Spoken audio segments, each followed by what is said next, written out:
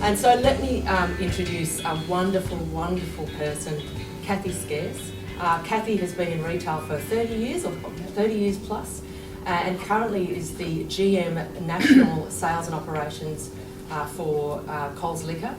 She looks after a staff number of a very, very small 6,000 people across 880 stores Australia-wide. No small feat, and I think that Cathi is probably what the epitome of Wonder Woman would look like if she works in the drinks industry today.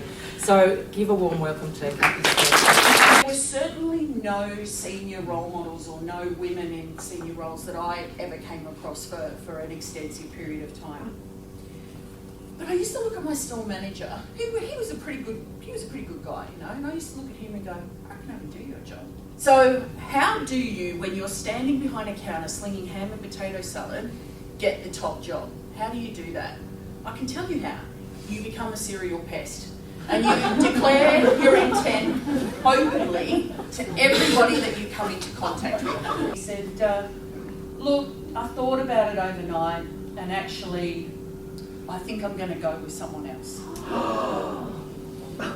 And what do you do then when you're faced with that? I decided that I would make myself the most useful and indispensable person to anyone that I came into contact with.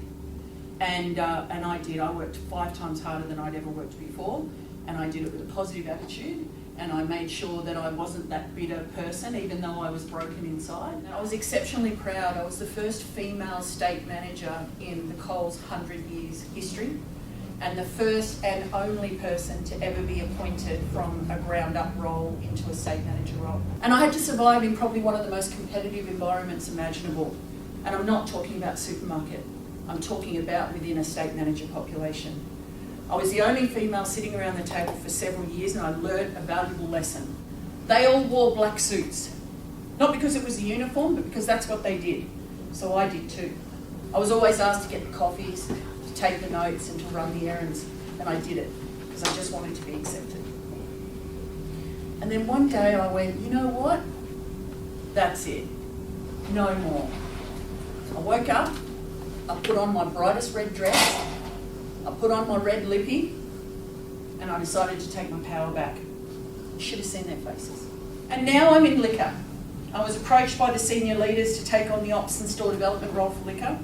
I said yes before I even thought about what the ramifications were, of course, because that's just what I do. But I'm proud of the trajectory, and I'm proud to be a part of it. In closing, I just want to say thanks for listening to my story. I know it's an unconventional story. It's a story that shows you without risk there's no reward, that being resilient is a key to a career in any industry, and that taking risks and being bold in your decision making whilst being scary is all part of the journey.